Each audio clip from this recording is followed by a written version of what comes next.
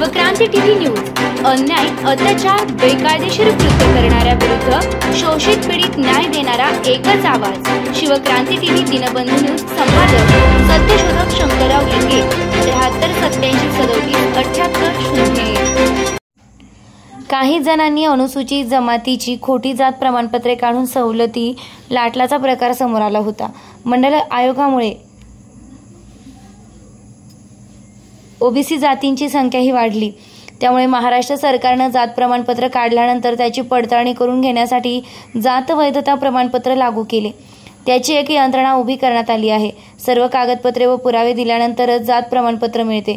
जात वैधता प्रमाणपत्राकरिता पुन्हा सर्व पुरावे दाखल करावे लागतात। या समित्यांना अर्धन्यायिक दर्जा असल्याने ही प्रक्रिया गुंतागुंतीची व वेळखाऊ आहे। त्यामुळे अनेकांची कामे अडतात। तेव्हा जात वैधता प्रमाणपत्र देणारी फक्त एकच समिती होती व तिचे कार्यालय पुणे येथे होते। त्यामुळे जात वैधता प्रमाणपत्र काढण्यासाठी अग्निदिव्य पार करावे लागत होते। आता प्रत्येक जिल्ह्यात समिती आहे। मंडल आयोगामुळे स्थानिक स्वराज्य संस्थांच्या निवडणुकीत ओबीसींसाठी राखीव जागा आहेत। परिणामी जात पडताळणी अत्यंत कठोर असते। ही पडताळणी अनुसूचित जाती जमाती व ओबीसी या तिन्ही प्रवर्गांसाठी बंधनकारक आहे। कोल्हापूर जिल्ह्यात मुस्लिम ओबीसींना जात प्रमाणपत्रे मिळवण्यात अडचणी येत होत्या। शिवाय तेथे महापालिकेच्या निवडणुका होणार असल्याने निवडणुका लढविण्याची इच्छा असलेले जात प्रमाणपत्र काढण्याच्या प्रयत्नात होते। त्यांची अडवणूक होत असल्याच्या तक्रारी माझ्याकडे येत होत्या। आम्ही आधी स्थानिक प्रशासनासोबत चर्चा केली, मात्र दाद मिळाली नाही। त्यामुळे मी 15 सप्टेंबर 1995 पासून कोल्हापूर येथे आमरण उपोषण सुरू केलं। या उपोषणाच्या समर्थनासाठी कोल्हापूर व सांगली जिल्ह्यातील शेकडो कार्यकर्ते कोल्हापुरात जमा झाले। जात प्रमाणपत्र व जात पडताळणी प्रमाणपत्र मिळण्यातील जाचक अडचणी दूर करून प्रक्रिया सुलभ पद्धतीने पार पडावी अशी मागणी होती। शेकडो मुस्लिम ओबीसी बांधव उपोषणस्थळी आल्यामुळे स्थानिक प्रशासन दबदबात आले। तत्कालीन जिल्हाधिकारी मुख्यमंत्री मनोहर जोशी यांना उपोषण व मागण्यांची माहिती कळविली। संघटनेच्या मागण्या न्याय असून त्यावर कायदेशीर मार्ग काढण्याची गरज असल्याचं मत दिलं। राज्य शासनाने जिल्हाधिकाऱ्यांना संघटनेसोबत चर्चा करण्याचे आदेश दिले।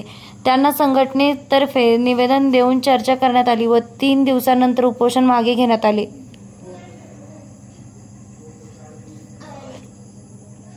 या चर्चेत ठरल्याप्रमाणे मी नंतर मुंबईत जाऊन शिवसेना भाजप युती सरकारने मुख्यमंत्री मनोहर जोशी यांची भेट घेतली व जात प्रमाणपत्र काढण्यातील अडचणींची पाढा वाचलाय। बहुसंख्य ओबीसी मुस्लिमांकडे शेती नाही, त्यामुळे त्यांच्याकडे जातीच्या नोंदींची महसुली पुरावे नाहीत। महसुली पुरावा असला तरी त्यावर फक्त मुस्लिम एवढाच उल्लेख आहे। शाळा सोडल्याच्या दाखल्यावरही मुस्लिम अशीच नोंद होती। मुस्लिम धर्मात जाती नसल्यामुळे पूर्वापारपासून शासकीय नोंदी करताना फक्त मुस्लिम अशीच नोंद करण्यात आली आहे। तेवढ्यावरच जात प्रमाणपत्र मिळू शकत नाही, ही मुख्य अडचण असल्याचं मुख्यमंत्र्यांना सांगितले। मुख्यमंत्री जोशी यांनी याबद्दल अत्यंत महत्त्वाचा निर्णय घेतला। तलाठी, मंडळ निरीक्षक, सरपंच यांनी संबंधित अर्जदार त्या जातीचा असल्याचे प्रमाणित केले तर तो पुरावा म्हणून ग्राह्य धरावा असा GR 19 ऑक्टोबर 1995 रोजी जारी करण्यात आला। तलाठी, मंडळ निरीक्षक व सरपंचांना स्थानिक व्यक्ती कोणत्या जातीच्या आहेत, याचा व्यवसाय काय आहे याची माहिती असते। त्यामुळे हा GR काढण्यात आला। पण अनेक ठिकाणी या तिघांकडून मुस्लिम ओबीसींना प्रमाणित करण्यात अडचणी येऊ शकतात। शिवाय जात पडताळणीसाठी 1967 पूर्वीचा पुरावा द्यावा लागतो।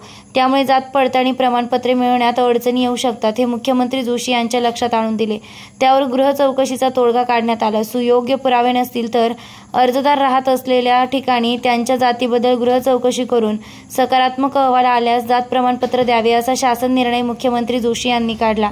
या निर्णयामुळे जात व पडताळणी प्रमाणपत्र काढण्यातील मोठा अडसर दूर झाला।